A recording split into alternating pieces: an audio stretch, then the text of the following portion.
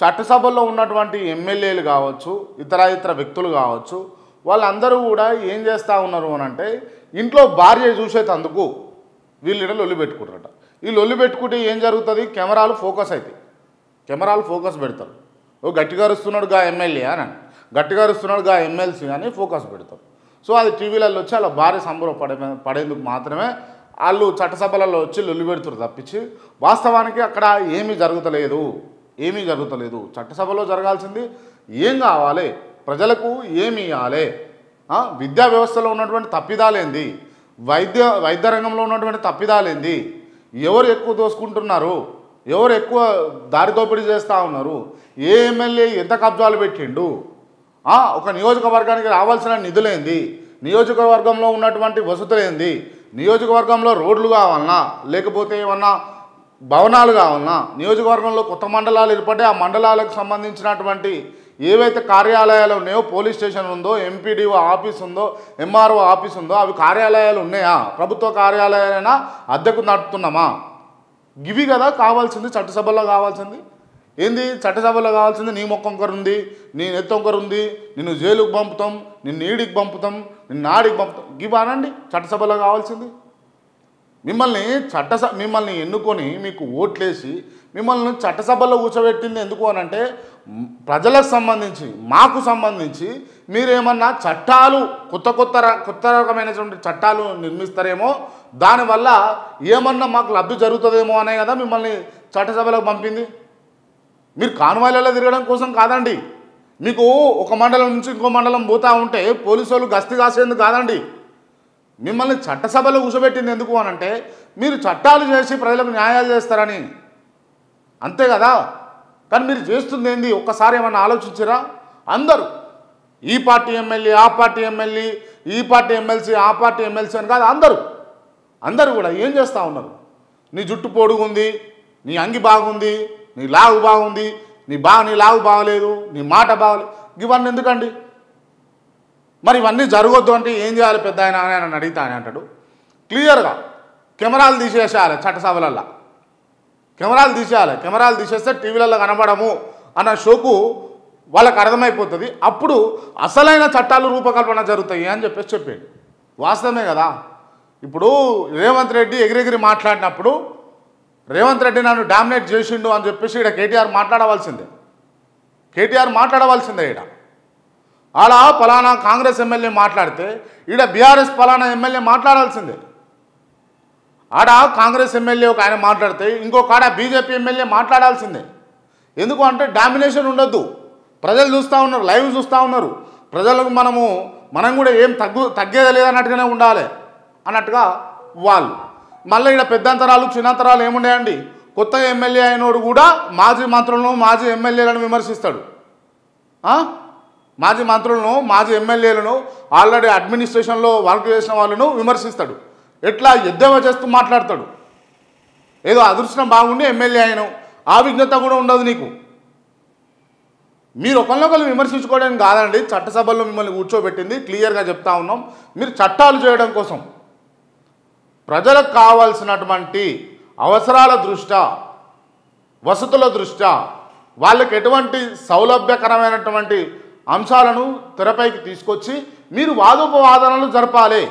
Yes, ప్రభుత్వం అనాలి మేము ప్రభుత్వం నుంచి ఉచితంగా, ఇప్పుడు గతంలో ఎన్నడూ లేని విధంగా మేము రాష్ట్రం అంతటా ఉచిత విద్య, నాణ్యమైన విద్య, కార్పొరేట్ విద్య అందిద్దామనుకుంటున్నాం ప్రభుత్వం నుంచి అని అంటే ఎస్, నేను చెప్తా ఉన్నా, ఏ ఎమ్మెల్యే, ప్రతిపక్షంలో ఉన్న ఎమ్మెల్యే ఎవరు మాట్లాడతారో చూద్దాం. అప్పుడు ఎస్, మేము అధికారంలో ఉన్నాం, మేము చెప్తా ఉన్నాం, ఖచ్చితంగా బీసీలకు సముచిత న్యాయం చేస్తాం అని చెప్పేసి మీరు ఒక మాట చెప్పండి. దానికి ఒక బిల్లు ప్రవేశపెడతామని చెప్పండి, దానికి ఒక బడ్జెట్ కేటాయిస్తామని చెప్పండి, దానికి ఒక కార్పొరేషన్ను ఏర్పాటు చేస్తామని చెప్పండి. ఎవరు అడ్డంకి చెప్తారో మేము చూస్తాం. మీరు పనికిరాని అంశాలను పైకి తీసుకొచ్చి ఒకరికి మధ్య ఒకరు చర్చ పెట్టుకుంటారు తప్ప ఇక్కడ ప్రజలకు నాణ్యమైనటువంటి అంశం ఏదీ లేదు.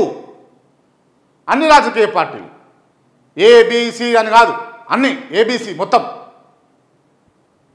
ఏందండి ఇది? ఇదా అనండి.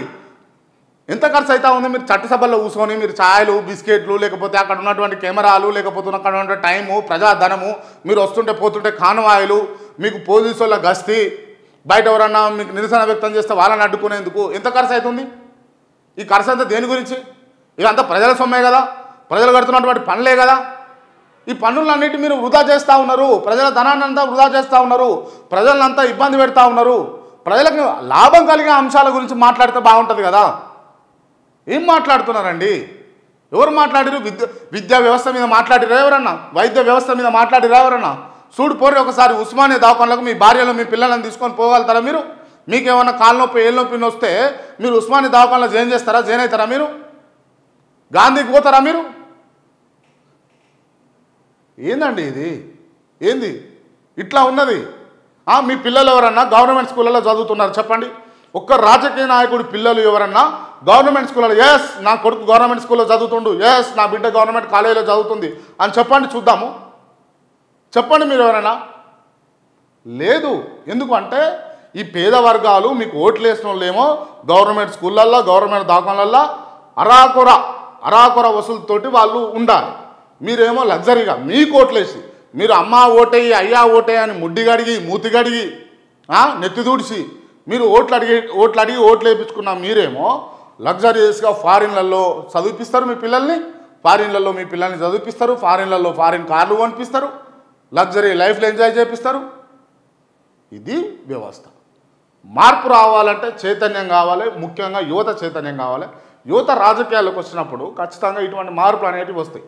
ఎందుకు అనంటే నేను చాలాసార్లు చెప్పిన ఈ అంశాన్ని ఇప్పుడు కూడా చెప్తా ఉన్నా. ఎందుకు ఈ అంశాన్ని ప్రస్తావించవలసి వస్తుంది అనంటే యువత రాజకీయాల్లోకి వస్తే నిజంగా స్వచ్ఛమైన ఆలోచనలతోటి నిష్పక్షపాతంగా ప్రజాసేవ చేయాలి అనుకున్నోళ్ళు రాజకీయాల్లోకి రండి, యువకులు పర్టికులర్లీ.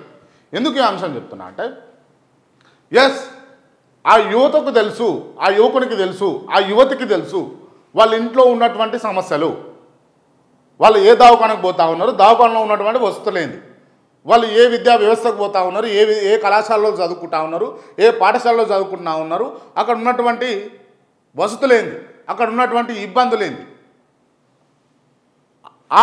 ఆ కుటుంబంలో ఉన్నటువంటి యువకునికి తెలుసు. వాళ్ళ భార్య కష్టమైంది, వాళ్ళ అమ్మ కష్టమైంది, వాళ్ళ అక్క కష్టమైంది, వాళ్ళ చెల్లె కష్టమైంది, వాళ్ళకి తెలుసు. మీరు రండి భయ్, రాజకీయాల్లోకి మీరు రండి.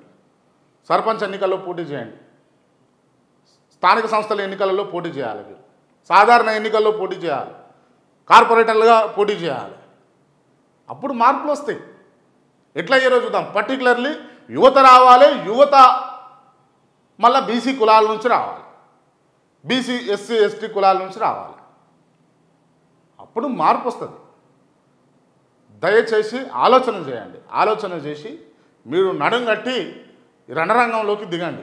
నాకు ఓడేస్తాడు భయ్ ఓట్లు అని అంటే ఎస్ ఇలా ఏకపోతూ ఉండవచ్చు. నిన్ను చూసి 10 మంది తయారవుతారు. నువ్వు ఒక ఆదర్శవంతమైనటువంటి యువకుని అవుతావు. నేను చెప్తా ఉన్నాయా, బాబాసాహెబ్ అంబేద్కర్ అనేట ఆయన ఇలా లేకపోతే బీసీలు ఎస్సీలు ఎస్టీలు ఇట్లుండేటోళ్ళు కారు. వాళ్ళ జీవితాలు వేరే. గిట్లా ఎవరన్నా బయటకు వచ్చి మాట్లాడేటోళ్ళ, ఒక బీసీ ఎమ్మెల్యే అయ్యేటోడా, ఒక బీసీ బిడ్డ ఒక కార్పొరేషన్ చైర్మన్గా కూర్చునేటోడా, ఒక బీసీ బిడ్డ రాజ్యాంగం అన్ని నోట్ల నుంచి మాట్లాడగలిగేటోడా, ఒక బీసీ బిడ్డ నేను ఎమ్మెల్యే అవుతా అన్న ఆలోచన వచ్చేదా? దీనికి అంతటికీ కారణం డాక్టర్ బాబాసాహెబ్ అంబేద్కర్. క్లియర్గా